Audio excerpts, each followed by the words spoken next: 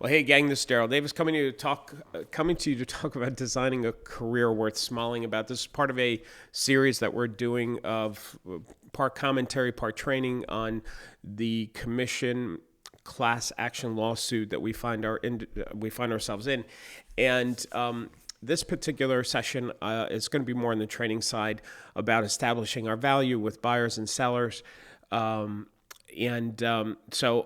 let's get into it.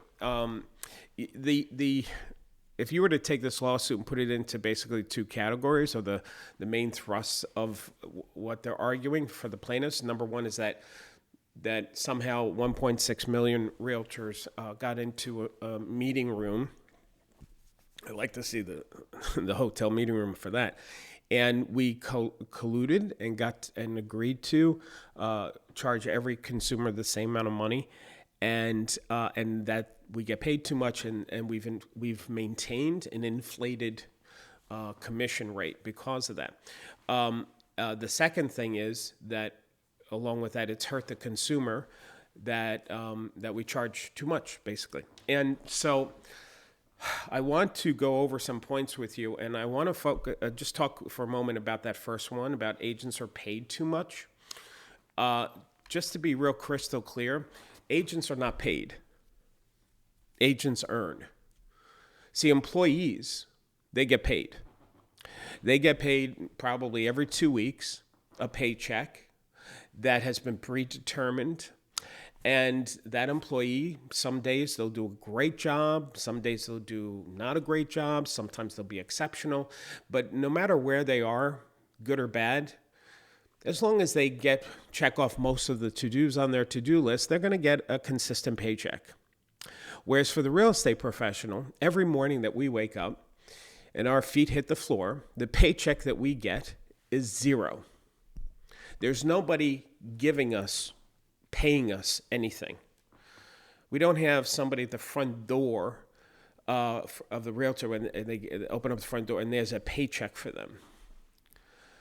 An agent's financial well-being is 100% based on performance, period. Therefore, they earn every single penny that they get. Now, let's just look at how crazy real estate agents are just totally bilking. Well, I forgot what the numbers were in the lawsuit about.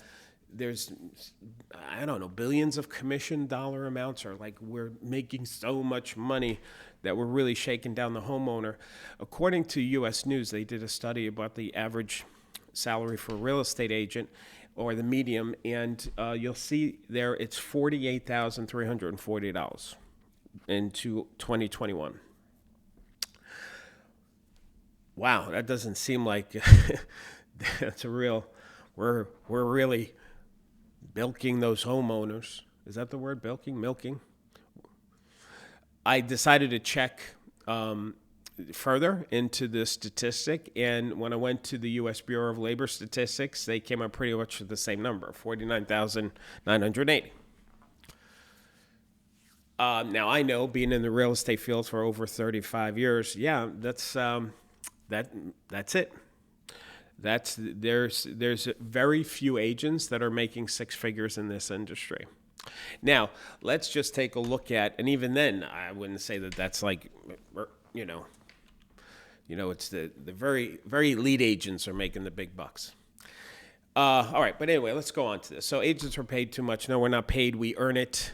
And it's a good profession. Most agents are in the profession because they want to make a difference in people's lives, and they see real estate as the platform to do that. They get excited about bringing buyers and sellers together. For the most part, agents are really great human beings who want to serve people. It's a shame that that's getting lost out there somehow. Number two is we don't receive health insurance. Sometimes people forget this. I was talking to a civilian. That's what I say affectionately. People who are that are out in the world that are not licensed agents, and it dawned on this particular person, who's a pretty savvy person, who's a salesperson himself. He said, it dawned on me that agents are not paid like salaries. They're not paid, that part you knew, but not paid health insurance. The agents will usually work 3 to 9 months when they first get into the profession with absolutely no income, but they have to pay expenses, dues, education, supplies, marketing. So I just want to keep it in its perspective about real estate agents are hardworking people that are not shaking down people and making a ton of money and at the disadvantage of the consumer. Even some really successful agents that are maybe making, well, even if we look at the median income of $49,000, most of those agents probably don't have health insurance because it's too expensive. I mean, you want to attack an industry that's really taking advantage of people. Number 4, agents do not have consistent income. You know, an agent can have a wonderful month and then dry for a couple of more months. That's very nerve-wracking to have money go up and down for an individual. So now take that $49,000 and don't divide it by 12, where you can easily budget and manage your bills. Take that $49,000 and put maybe $5,000 in one month, zero in another, $10,000 in another. My gosh. Every month not knowing. And there's the other thing. I'll say it later, but I think that there's no, like if somebody makes $49,000 at the end of the year, in January, there's no guarantee. They start the year off not knowing what their financially they're going to produce that year. It's very stressful to be supporting a family, especially if you're a single mom with children and you've got to deal with this anxiety. You just want to help people. Agents must pay for marketing expenses. Well, so now when we get hired by a client, I'm sorry, forget the client part, just the individual agent, because the agent is a business within the business of the office that they work in. So there's a certain amount of responsibility an agent has is to promote their name and their face and what they do for a living. That's why any human being that has been out in the world, they'll sometimes see an agent on social media promoting something, or they'll be at an event, they'll have a little booth. They'll do a mailing of postcards. When you get a postcard, if you're a civilian watching this, if you get a postcard in the mail from a real estate professional, chances are that postcard, 100% of it they paid. Sometimes brokers help offset it, but for the most part, they're paying for it. So they have to spend marketing expenses. They have to pay for training and education. Agents pay the marketing expenses for the homeowner in advance. Now, come on now. Just think about this. We say agents are getting paid too much. When an agent goes to a homeowner's house and says, I'm going to take your house, I'm going to market it, I'm going to promote it, and I'm going to help sell this property and bring buyers in and etc. Do you understand that agent is going to dip into their pocket, going to their checkbook, the money that they use to feed their family, to feed their kids, and take a risk on your house to help get your property sold? They're making an investment in you with their own personal funds. I don't know of any job, talk about getting paid. I don't know of any employee that really spends thousands of dollars in marketing and the company's going to reimburse them. So now you've got an agent who's making $49,000 a year as the median income. They're dipping into that $49,000 to help promote your house. Now, of course, there's the hopes in getting a return on that. That's why they're willing to take the risk, but it's still a risk nevertheless. By the way, where's the risk for the homeowner? Where are they spending money? Do they guarantee a home that agent will get reimbursed for those expenses if they change their mind, or if it doesn't sell, or the homeowner doesn't like the offers that they get and so they reject it? Is that homeowner reimbursing that agent the thousands of dollars that they spent in time and money and advertising? See, what's interesting is that when you hire an attorney, they get reimbursed.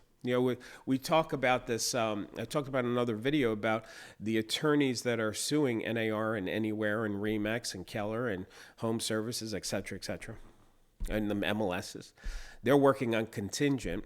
They're probably getting 30 to 40% commission on the lawsuit.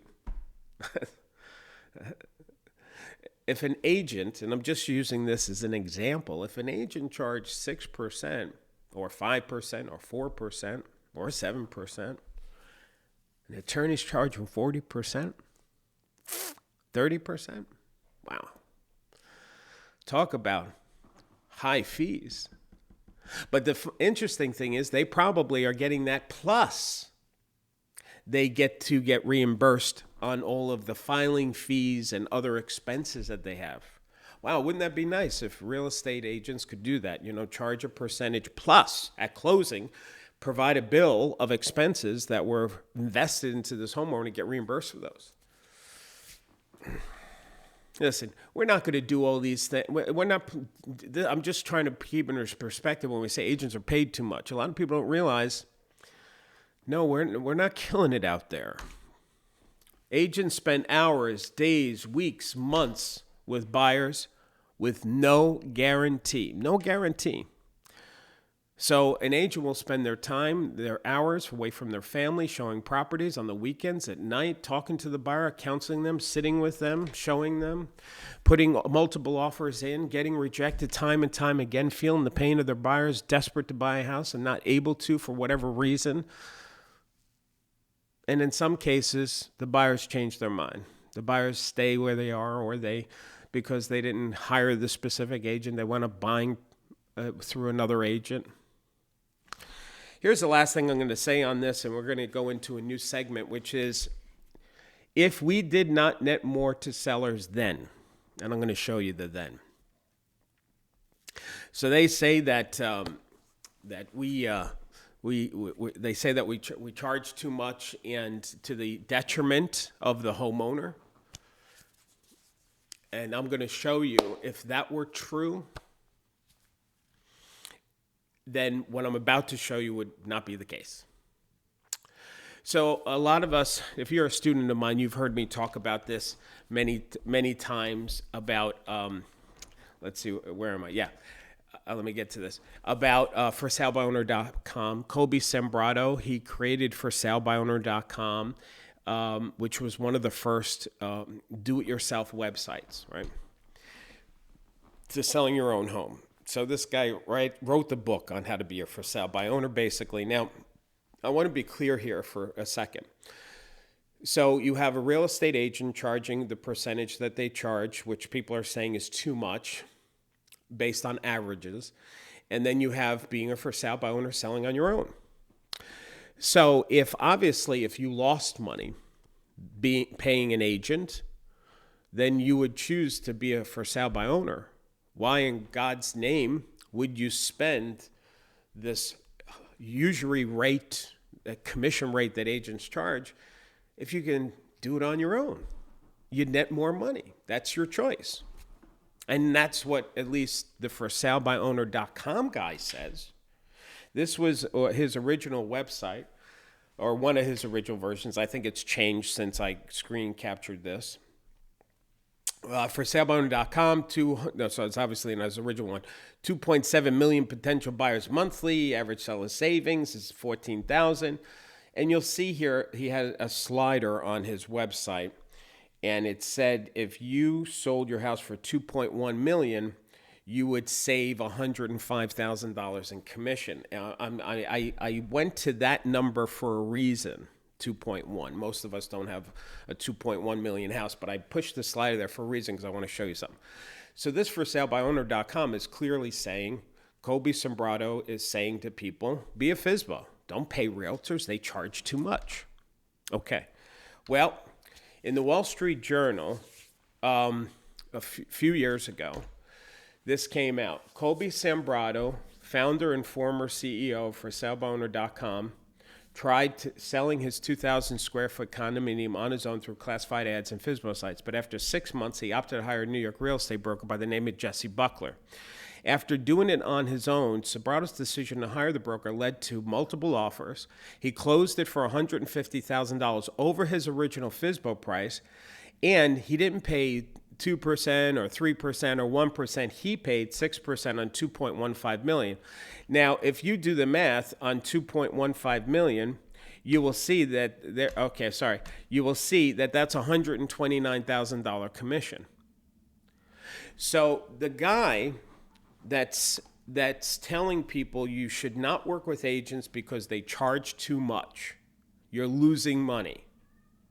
That guy listed with an agent and paid more money than what he's telling people it cost them. And in doing so, going back to the math, let's just go back to the math.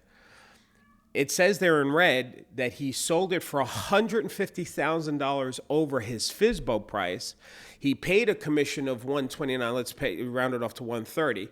Colby Sambrato, after paying his 6% commission, is what that agent charged, he actually netted $30,000 more in his pocket. Sorry, $20,000 more in his pocket than when he was a for sale by owner. So here's my point. That I could stop this training now, and I'm not. I've got more to give you. That validates that we don't hurt homeowners. We actually help them, because the guy that wrote the book on selling your own property, he couldn't even sell it after 6 months in New York City, by the way, which is always a seller's market. Anytime I think with 6 months since I've been on this planet was not a seller's market. It's always a seller's market in New York City. But wait, there's more. Let me go to this next slide here. So that was Colby Sambrato for salebyowner.com. I'm sure you've heard of buyowner.com. Here's another great company that says, why would you hire a realtor? Why would you spend that money? They charge too much, which I think is funny. On his website, though, he's advertising that he works with Realtor.com. This came out in 2014. Let's see. Buy owner, CEO hires a realtor. Now, I can just stop right there for a second. So here is a second buy owner guru that's telling civilians, don't pay a commission. They cost too much. Put your listing here. You're good to go. Even he doesn't even sell it on his own site. Even he lists with a realtor. Why? Because you know what he knows, and what every successful person knows, is that when you work with a real estate professional, you'll net more money. So let me continue. Oh, sorry, let me go back. So Bonatti listed his estate in St. Petersburg for $3.78 million, listed with a Coldwell Banker agent, Donna Miller. So that's just to finish that up. Doesn't say how much he paid in commission. Doesn't matter. He paid something. Now, this was done by NAR's Profile of a Buyer. The typical FSBO home sold for $190,000 compared to the agent-assisted properties for $249,000, which that's a 32% difference. Now, I'm reluctant to show any stats from NAR because people would say that it's self-serving or it's not really arm's length study, So let's look at something else that came out back in 2003. Now, why would I show this article in 2003? Let me just back up. Because in my lifetime and being on this planet, the two hottest markets we've experienced where sellers could easily sell their home, and the perception was without an agent. That why would you pay any percentage? Because that's money you're losing. Which, by the way, just, you know what, forgetting just these slides and what I'm showing you, if it was true across the board that agents were not worth what they charge, we would not be around for over 200 years. Number two, we wouldn't be having the majority of all sales transactions done through real estate professionals. The mass majority of them would be as a for sale by owner or at a discounted brokerage that says, hey, I'll just give me $500 and I'll put you on multi. Like that would be the model that's successful, which, by the way, I just realized that. You know, the attorneys are saying we're not giving people choice and that we're landlocking them in, or not landlock. We're locking them into paying us these fixed rates. That's not true. There are plenty of brokerages that have come and failed. Purple Brick is one that comes to mind. Foxton is another one that comes to mind.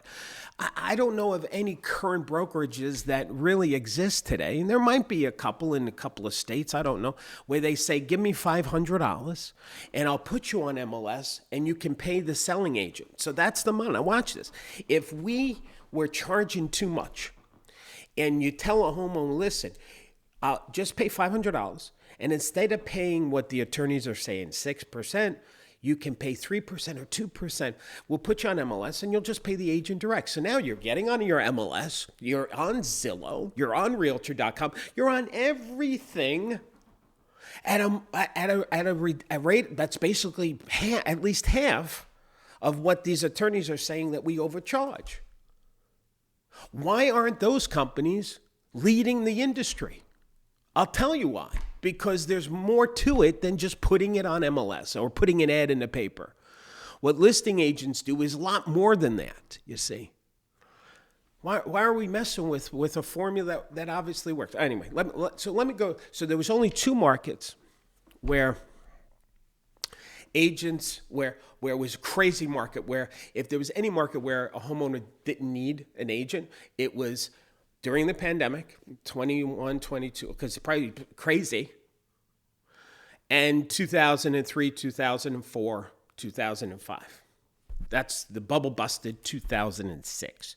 This article came out in 2003 with USA Today, and it said, for sale by owners can be a hard sell. Agents often worth their weight in commission. Now, I can stop the article right there. It's saying USA Today says, listen, even in this hottest market, maybe for sale by owners could be a hard sell. Agents often worth their weight in commission. You want to know why they said that? I'll show you. When they did a study, I'm going to zoom in on this graph because you can't see it. I recreated it. The average sales price for a FSBO in 2003 in the markets that USA Today looked at, the average sales price was $137,400. But the neighbors in the same towns that sold their home, but they did it through a real estate professional, the average sales price was $175,000. According to USA Today, on average, we sell houses for 21.49% higher than for sale by owners. Now, if that article was half right, let's say 10%, and an agent charged a homeowner 6%, 5%, whatever the number is, anything under 10, the homeowner's netting more money. But now I know what some of you are thinking. If you're a civilian watching this, you might be thinking, but what does that mean to the buyer? Is the buyer paying higher fees to buy property? Are agents inflating the price of the home to the detriment of the buyer?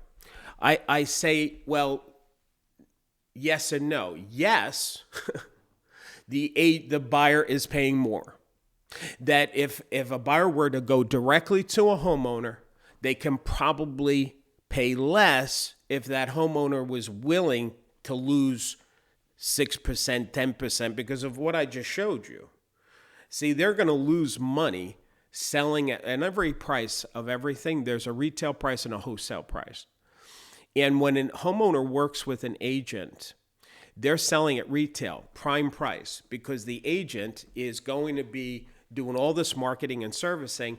And that's why every study show, that's why Colby Sambrato for salebyowner.com, byowner.com, even those guys listed with an agent because agents can only sell properties at a higher price because of what we do. Now, and there's so many analogies I can do, but let's get through. I don't want this to be a 3-hour training. So the homeowner would have to be willing to sell to a buyer where the buyer saves money to the detriment of the seller themselves. They're going to come down so low and lose so much money to sell it to a buyer. That's not going to happen. So yes, the buyer is paying a higher price if they can find that seller who's uninformed and makes the terrible mistake of losing money on their property. But let's go to this. There are two things. There's two huge benefits that the buyer receives. Number one, they don't have to pay the fee out of the pocket. And number two, they receive many benefits that start with looking at the property, moving into the new home, and everything in between. So let me be clear on this first part. The reason why our industry has made the mistake, because there is a mistake, we made some mistakes, saying to a buyer that, an agent would say to a buyer, perhaps, that, or at least this is what the plaintiff's contention is, that we would say to a buyer that, my services are free. And why they might say that is because the buyer is not cutting the fee out of their checkbook. They're not writing a check for 5, 10, 50, whatever the number is. It's already in the asking price of the property, which is, by the way, one of the benefits that this lawsuit may blow up. So this lawsuit will eventually could result in buyers now not getting that benefit, where buyers will now have to take money out of their pocket to buy a property. So right now, one of the benefits is they don't have to do that. The second is they get a tremendous amount of benefits of what an agent can do for them. So at the price that they're paying. So now, listen, let me show you. This is my students. What I'm going to do is pull from our coaching what we do with our students. We give them a plethora of, this is just the buyer tab. We have all these tabs, buyer tab, seller tab. This is just from the buyer tab to show a buyer what we do for them and how we can help them, what we give them. But let me just show you a couple. This is the Biopoly board that shows a buyer from start to finish the whole process of buying a house. So if you look at this, every one of these steps along the way, the real estate professional is holding the hands of the buyer, bringing them through this real estate game. Pre-approval, finding the home. Now, finding the home right there, that second block, that to me that's one of the biggest things that we do to help sift through all the stuff that's out there for a buyer. Help them make the offer for them. Agents are trained negotiators. The application process with the mortgage, from contract agreement to the sale, appraisal is ordered, processing, appraisal report, underwriting, commitment, title report. This is the whole process, and this is what agents do for the buyers, holding their hand all along the way. Here's something else that we created for our students I want to point out. What I did was, let me just tell you what it is first. What I did was, if an agent was making X amount of dollars per hour, and they were to take everything that they do just for the buyer side of a transaction, what would that come out to for the buyer? And now, you can change the numbers based on where you are in the country, but when I did the math, it came out to $3,300, almost $3,400 in service, that if it was billed hourly based on an agent's pay, this is what the buyer would have to cut a check on. So that may not cover the full amount, but that's what I came up with in just a rough number. Here's another example. Moving checklists for children, helping the children, helping the buyers not be overwhelmed with all the different properties they're looking at. The loan application process.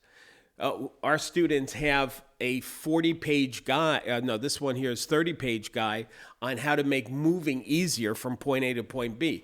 There's a buyer's guide that goes through the whole process on helping buyers, from start to finish and buying a property. This one's over 40 pages. So here's my point. My point is these are things to help agents or to help buyers, purchase a property from start to finish.